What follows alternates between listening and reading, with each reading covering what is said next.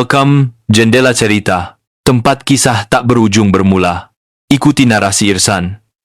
Jangan lupa, subscribe, nyalakan loncengnya, like, comment, dan share agar tidak ketinggalan narasi Irsan terbaru. Selamat membaca dan dengarkan petualangannya. Labirin Duri dan Kabut Lupa. Kabut lupa, namanya sudah cukup membuat hati berdebar.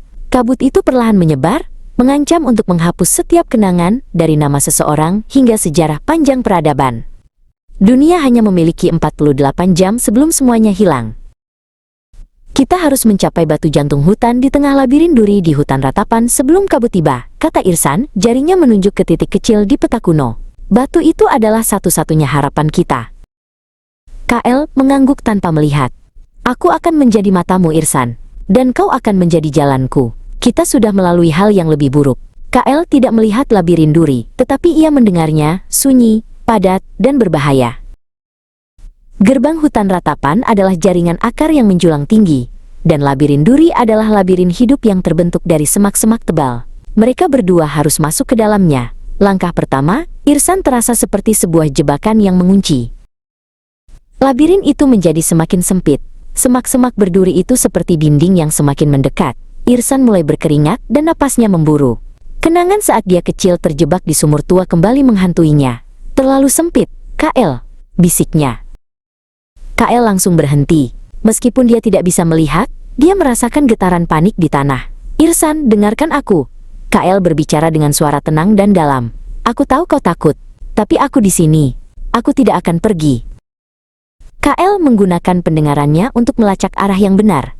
7 langkah lurus Irsan. Lalu, ada jalur yang sedikit lebih longgar di sebelah kiri. Aku bisa mendengarnya, suara angin yang berbeda. Mereka bergerak maju, KL memimpin dengan ritme yang lambat dan mantap, sementara Irsan, berpegangan pada KL, berjuang melawan klaustrofobianya. Setiap kali Irsan ingin berbalik, dia memikirkan kabut lupa. Tiba-tiba, labirin duri terbuka ke sebuah gua besar di tengahnya.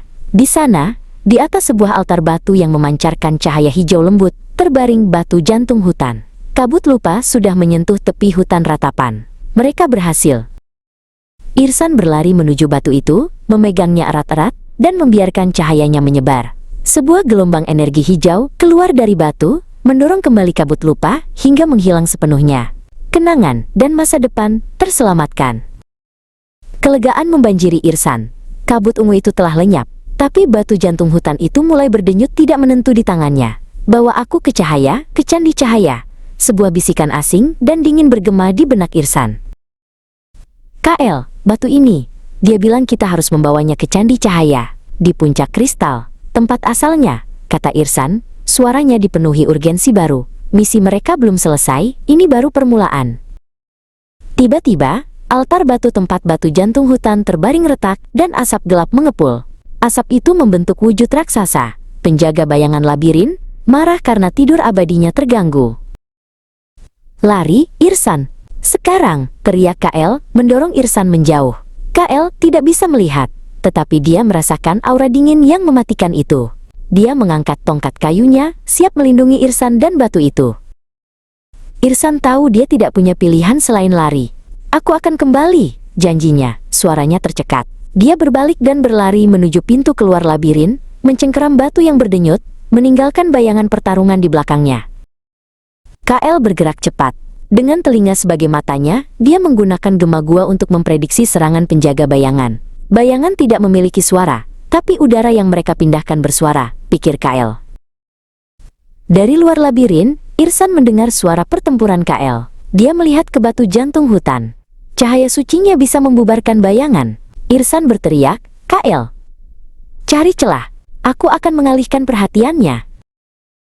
Irsan melemparkan pecahan kristal kecil yang sudah lama dia simpan ke samping pintu masuk gua. Pecahan itu memantulkan cahaya batu jantung hutan, menciptakan kilatan kecil yang menyilaukan. Penjaga bayangan langsung berbalik ke arah kilatan itu. Itu adalah kesempatan KL. Dia memanfaatkan momen itu untuk memukul altar yang retak dengan tongkatnya, menjebak kaki penjaga bayangan. Bayangan itu menjerit, dan KL melompat keluar, berlari menuju Irsan.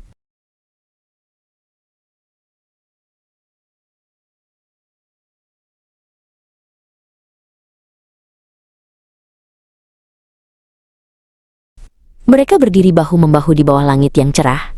Kabut lupa telah hilang, dan penjaga bayangan telah tertipu. Misi yang lebih besar membentang di depan mereka. Puncak Kristal. Perjalanan panjang dimulai, penuh dengan bahaya baru dan harapan yang bersinar.